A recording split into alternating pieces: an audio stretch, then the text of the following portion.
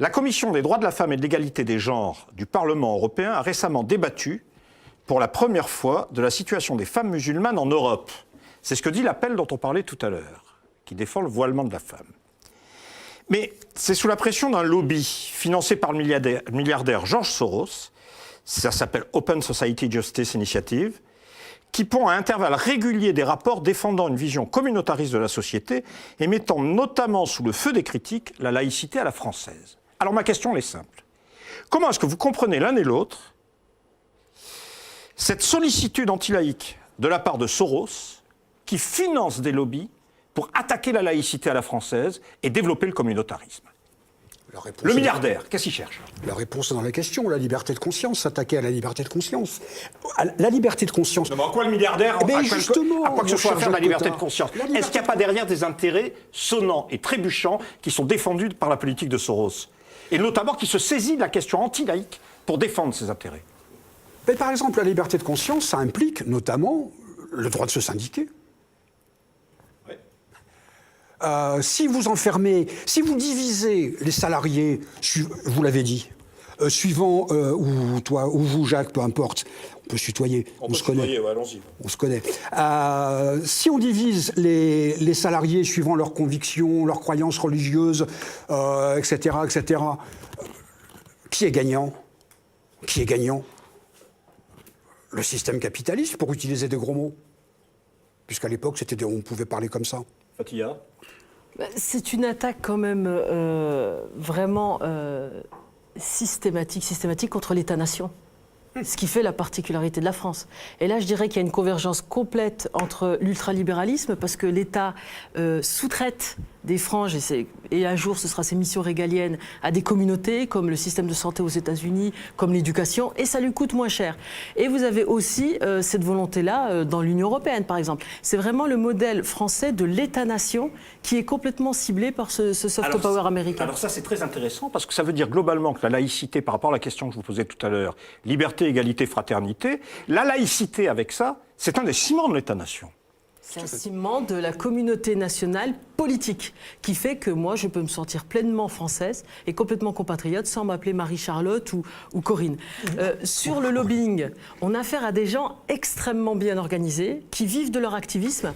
Moi, je suis comme vous, j'ai un boulot, je dois travailler, qui sont très présents, qui ont beaucoup de financement et qui essayent d'obtenir par petits pas et qui osent nous dire que nous, on est obsédés par le voilement. C'est eux qui sont obsédés par le fait de voiler les femmes. Ils y consacrent toute leur énergie. Et en 2010, en 2005, l'Assemblée parlementaire du Conseil de l'Europe a dit et a redit que c'était à l'islam de faire son autocritique et de renoncer à tout ce qui mettait en danger l'égalité femmes-hommes. Ben, c'est l'Union, c'est le Conseil de l'Europe qui l'a dit. Concernant Emmanuel Macron, il a nommé au Conseil du numérique ou au Conseil présidentiel des villes des proches du collectif contre l'islamophobie, le fameux CCIF dont on a parlé plusieurs fois dans l'émission et dont les représentants n'ont pas pu ou n'ont pas voulu être présents ici aujourd'hui.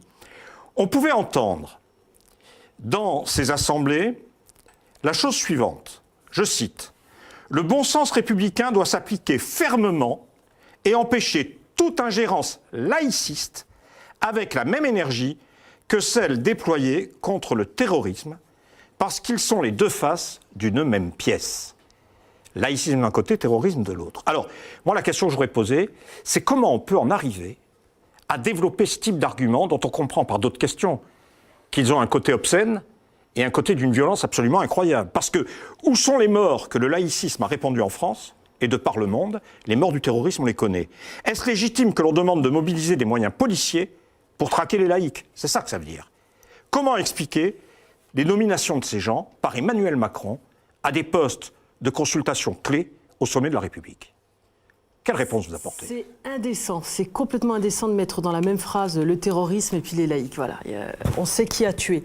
Je voudrais dire une chose, le CNV, ces petits trucs fabriqués par Macron par le fait du prince, il y a un vrai Conseil national des villes qui existe depuis des années, qui fait un gros travail, qui est placé sous l'autorité du Premier ministre, qui rend un rapport, qui consulte les élus sont très présents, les maisons de quartier, les personnalités sans qualité particulière, je veux dire associative.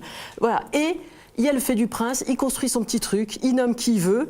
Et puis, à la lumière de l'affaire Benalla, moi j'ai l'impression d'une chose, c'est que Emmanuel Macron, qui est sincèrement multiculturaliste, lui. À Mons, c'est du clientélisme. Macron, c'est vraiment le bobo qui vit dans le monde, qui n'aime pas spécialement les frontières, qui trouve qu'il n'y a pas de culture française. Lui, il est plutôt sincère. C'est vraiment, je crois, comment il se représente les gens des quartiers. Il les connaît si peu qu'il est dans la wesh-wesh attitude et dans l'islam attitude, notamment en prenant Yacine Bellatar, qui est en fait de la classe moyenne, qui n'a jamais vécu dans un quartier, mais qui surjoue et qui ose tenir le même discours que Marion Maréchal Le Pen sans qu'on lui en fasse grief, c'est-à-dire « je suis plus français que Valls ». Et puis je suis plus français qu'Iman Chalgoumi parce qu'il a un accent arabe. Et puis je suis plus français qu'Éric Zemmour parce que... C'est vrai que c'est incroyable. Cette hiérarchie entre de Français, ça n'existe qu'à l'extrême droite, sauf avec Yacine Bellatar. Il y a la présidente de l'association Zonzon. Voilà, on a cet comité. Yacine Bellatar, dont je me permets de vous couper, dont je voulais dire que je l'avais également invité et qu'il m'avait répondu sur les réseaux sociaux en privé. Je vais voir. C'était il y a 1 semaine et demie. Mais moi, j'ai rien vu venir. Je n'ai pas eu d'autres réponses. J'ai relancé. Bref. Il ne sera pas venu. Ils ne veulent pas débattre, sauf avec des personnes qu'il est facile de faire taire en disant « Ah, mais vous connaissez pas, c'est pas votre monde ». Et ça, moi, ce discours, ils ne peuvent pas me le sortir. Moi. Mais c'est vraiment le bourgeois Macron qui s'encanaille en s'entourant de gros bras. Et c'est l'image, c'est ça, moi, qui m'afflige. C'est l'image qui se fait des gens des quartiers. Et ce faisant, il y a un discours, il y a une dimension performative. Il assigne à résidence et il assigne à un comportement des gens, alors qu'en fait, moi, je suis entourée de gens qui réussissent, qui sont mobiles, qui ne sont pas dans cette espèce d'identité consulaire, c'est-à-dire on est entre nous et puis on reste entre nous. Jean-Marc, rapidement. Oui, peut-être plus nuancé. L'objectif... Oh, ce n'est pas une attaque. Ah, cher vieux monsieur, je vous écoute. C'est pas paternaliste. Je suis donc plus nuancé. Je pense que l'objectif de M. Macron, je n'ai pas dit le président de la République, parce qu'en République, il n'y a pas de président, de mon point de vue, l'objectif est de dynamiter la loi de 1905 et de passer par des concordats multiples. L'organisation du culte musulman, comme si c'était à l'État de le faire, c'est aux musulmans de le faire. Qu'est-ce que je vais dire, moi ? Qu'est-ce que l'État va dire là-dessus ? C'est la systématisation des visites au dîner du CRIF, et on laisse tranquillement le Premier ministre israélien faire des discours politiques dans les synagogues en violation de la loi de 1905, etc., etc. Le discours au Bernardin, je termine là-dessus, il a dit « on veut réparer le lien entre l'Église et l'État ». Il y avait la séparation, lui il veut la réparation. C'est ça son but, et du coup, il valorise toute personne qui peut contribuer à ce morcellement.